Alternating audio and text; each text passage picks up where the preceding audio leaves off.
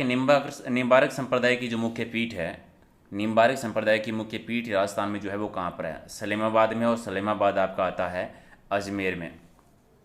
दूसरे की बिश्नोई संप्रदाय के संस्थापक का नाम बताना है कि बिश्नोई संप्रदाय की शुरुआत किसने की थी? जाम्बोजी ने की थी।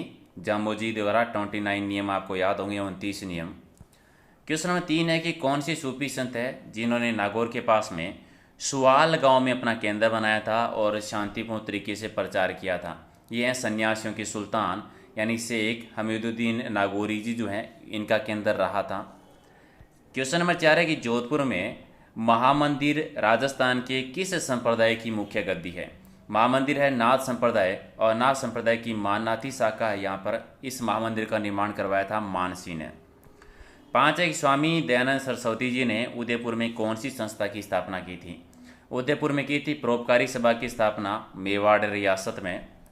5 है कि संत पीपाजी का जन्म स्थान बताना है कि जन्म कहाँ पर हुआ था? संत पीपाजी, इनका जन्म हुआ था गागरोन दुर्ग में, जो कि झालावाड़ जिले के अंतर्गत आता है।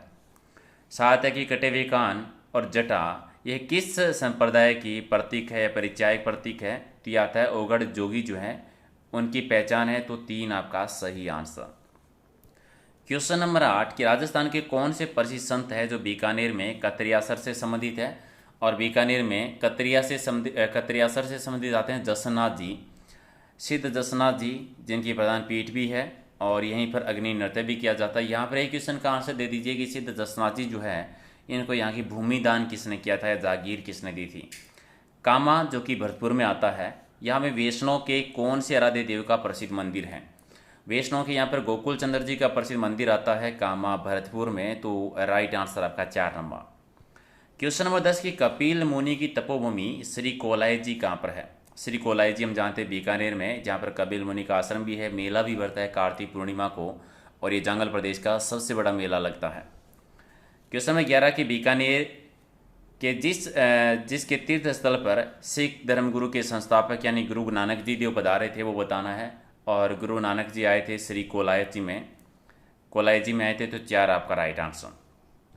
क्वेश्चन 12 है कि कौन सा संत जो है और पर्यावरण सुरक्षा हेतु प्राणों का बलिदान देने के लिए प्रसिद्ध है?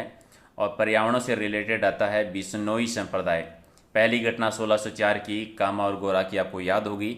1730 की अभय सिंह के टाइम पर अमृता बिश्नोई वाली घटना भी आपको याद होगी, दोनों ही इसी से संबंधित है। जसनाती सीधों की समाधियाँ जो है वो क्या कहलाती है?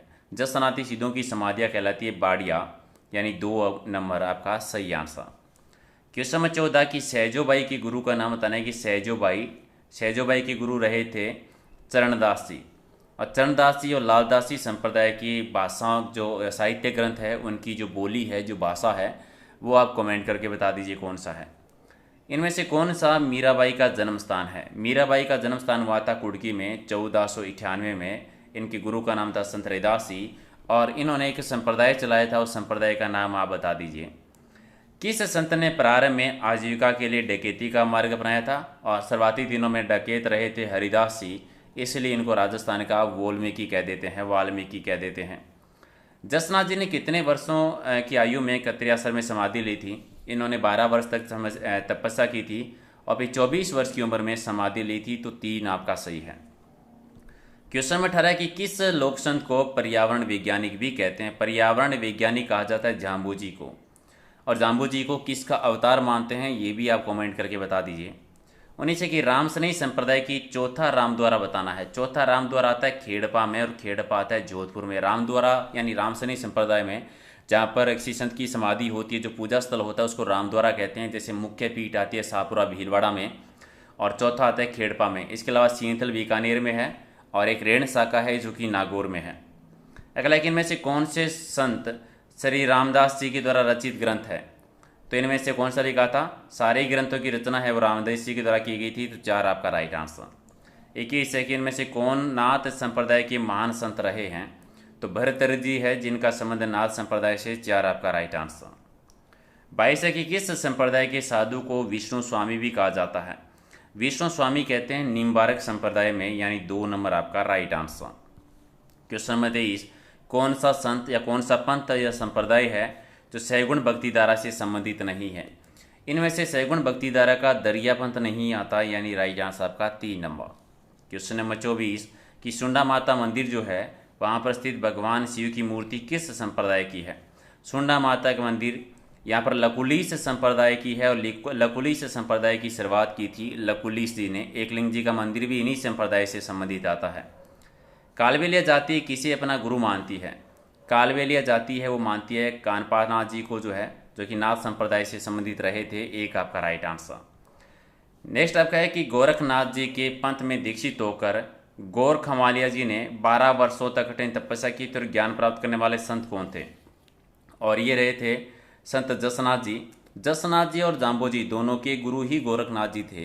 तो एक आपका राइट आंसर।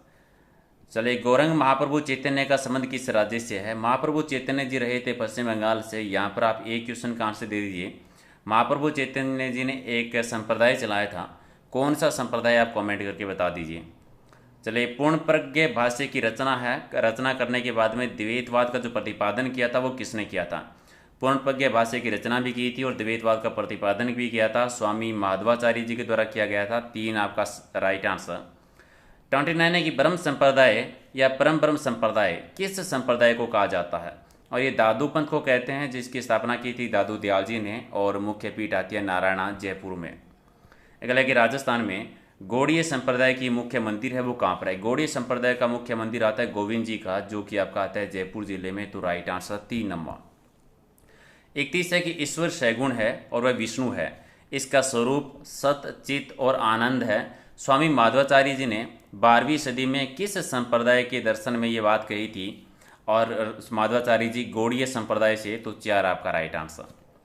31 है कि संत दादू जी का जन्म स्थली बतानी है, और संत दादू जी का जन्म हुआ था अहमदाबाद गुजरात में।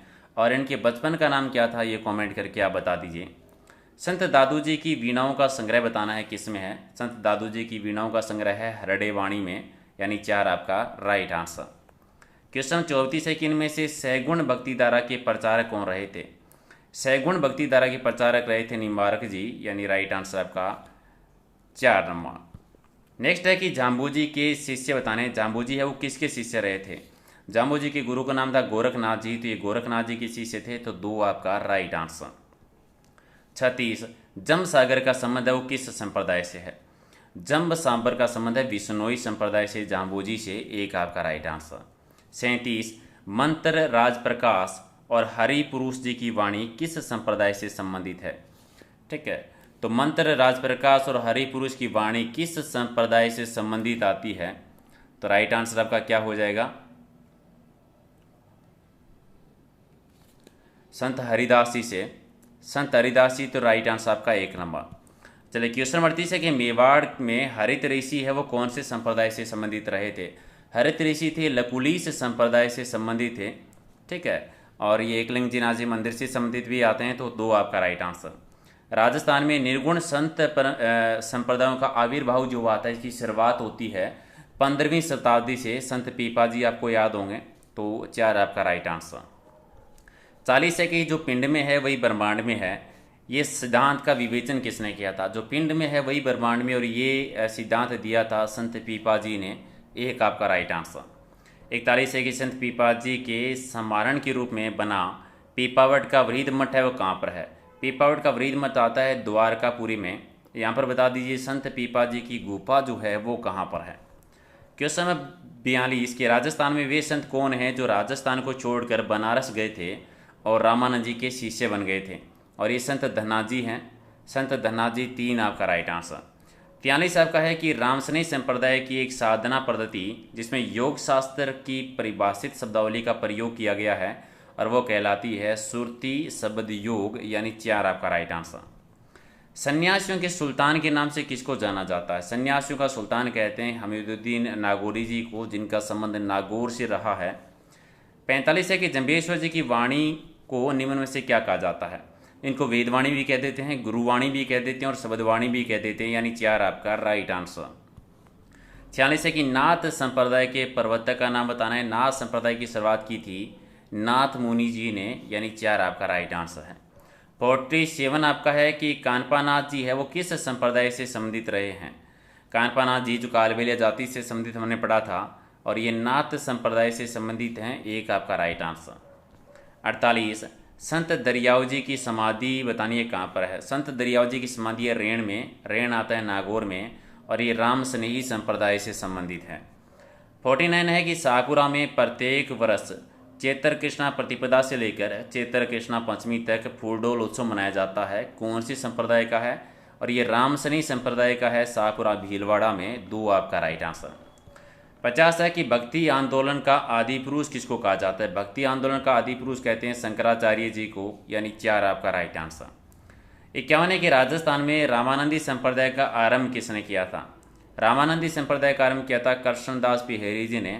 तो ये थे टॉप 51 क्वेश्चन।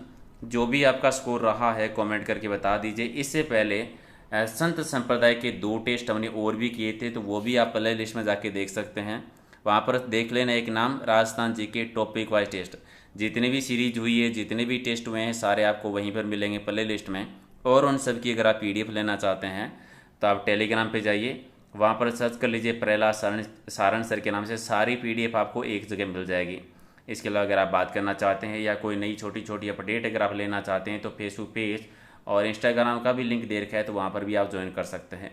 तो अगर आपको एक छोटी सी मेहनत हमारी अगर आपको पसंद आई है तो वीडियो को लाइक और शेयर जरूर कर दीजिए। फिर मिलते हैं अगले वीडियो में कुछ और इंपॉर्टेंट क्वेश्चनों के साथ। Thank you.